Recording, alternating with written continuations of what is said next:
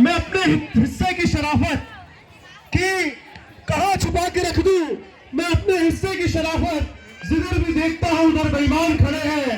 और क्या खूब तरक्की कर रहा है ये नरेंद्र मोदी का देश। सड़कों पर किसान और खेतों पर बेईमान खड़े हैं। सड़कों पर किसान और खेतों पर बेईमान खड़े हैं। याद करिए वो दौर जब मंदसौर के किसान सम्मेलन में 6 किसानों को गोली मार करके हत्या करने का काम इस सरकार ने किया था। याद करिएगा वो दौर जब मध्य प्रदेश के एक जिले से एक विधानसभा से एक किसानों का बदला लेने का दौर जब आएगा तो वो दौर याद करिएगा जब किसानों ने आत्महत्या करने का काम किया था। प्रत्येक किसान को अपने हक की, अपने अन्न की और अपने इज्जत की लड़ाई लड़ने का मौका अगर आने वाला है साथियों, तो बात मान के चलिए कि 2023 में नवंबर और दिसंबर एक ऐसा महीना होगा जब आप अपने सम्मान की, अपने हक की और अपने ईमान की लड़ाई लड़ने का काम करेंगे। आप सोचिएगा जब आप ईवीएम में मतदान करने जाए कि शिवराज सिंह चौहान को 18 साल बाद इन बहनों की याद क्यों आई। शिवराज सिंह चौहान को 18 साल बाद युवाओं की याद क्यों आई। याद इसलिए आई प्रिय माता और बहनों कि ये ढोंगी मामा सिर्फ मामा बनने का ढोंग रास्ता है।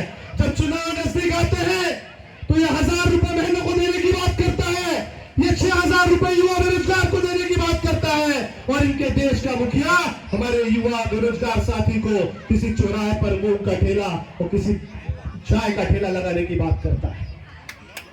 आखिर ये कौन सी परिस्थितियां हैं। देश ने आपको प्रधानमंत्री बना के भेजा था, ना कि आपको ज्ञान मंत्री बना के भेजा था। आप उस चोटी के शिखर पर पहुंचकर युवाओं को ये ज्ञान दे रहे हैं कि देश का युवा पकौड़े बेचेगा, देश का युवा जो है चाय बेचेगा। अरे इस गांव के इस किसान के बेटे ने अगर इंदौर जाकर के शिक्षा प्राप्त करी तो चाय और पकौड़े बेचने के लिए नहीं करी नरेंद्र मोदी जी।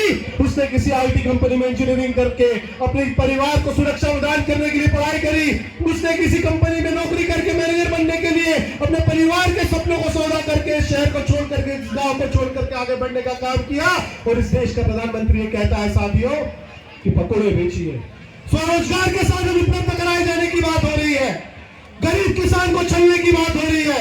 इनका खुद का मंत्री मध्य प्रदेश सरकार में जाकर के कहता है कि कमलनाथ जी की सरकार में 27 लाख किसानों का कर्जा माफ हुआ। और भारतीय जनता पार्टी के दले इस गांव में और इस विधानसभा में जिले में आकर कहते हैं कि कोई किसानों का कर्जा माफ नहीं हुआ। और विडंबना इस बात की है कि इनका मंत्री जो कह रहा है वो सही, कि इनके कार्यकर्ता जो गांव में आकर कह रहे हैं वो सही। और जिन किसानों का कर्जा 50,000 और 1 लाख रुपए माफ हुआ वो जो कह रहे हैं वो सही। ये सोचना, ये विचारना, उसके बाद मतदान करने का समय जब आएगा तो याद रखना कि कमलनाथ जी ने बहन को छीनने के लिए 1500 रुपए देने की बात नहीं करी। कमलनाथ जी ने, मैं तो खैर आदत है आप तक आवाज पहुंच जाएगी। कमलनाथ जी ने 500 रुपए में गैस सिलेंडर देने की बात नहीं करी। कमलनाथ जी ने किसी प्रकार बेरोजगार युवा को छलने की बात नहीं करी। कमलनाथ जी की एक सोच है कि प्रदेश के प्रत्येक परिवार को, प्रत्येक गरीब साथी को, प्रत्येक किसान को और प्रत्येक युवा साथी के घर में रोशनी देने का काम अगर किसी व्यक्ति ने किया तो आदरणीय कमलनाथ जी की सोच में किया। साथी 15 महीने की सरकार में भयभीत हो गए। 15 महीने की सरकार में जब भयभीत हो गए तो कोरोना जैसे टाइम पर जब आपके और हमारे घरों में हम देख रहे थे किस तरह लोग कोरोना से भयभीत थे, उस समय शिवराज सिंह चौहान सरकार गिराने में लगे थे। इनके देश के प्रधानमंत्री दिल्ली से सरकार चला रहे थे और सौदा कर रहे थे 35-35 करोड़ 40-40 करोड़ रुपए में आपके अपने चुने हुए प्रतिनिधि को खरीदने का। जब आप मतदान करने जाए तो वही सचिन बिरला का चेहरा याद करिएगा कि आखिर आपने किस व्यक्ति को वोट दिया, किसको मतदान किया और उसने आपके मतों को 35 करोड़ 4 करोड़ में बेचने का काम किया। ऐसे व्यक्ति को सबक सिखाने का मौका आपके पास आया है साथियों। निश्चित तौर पर मध्य प्रदेश में कांग्रेस की सरकार बनने जा रही है।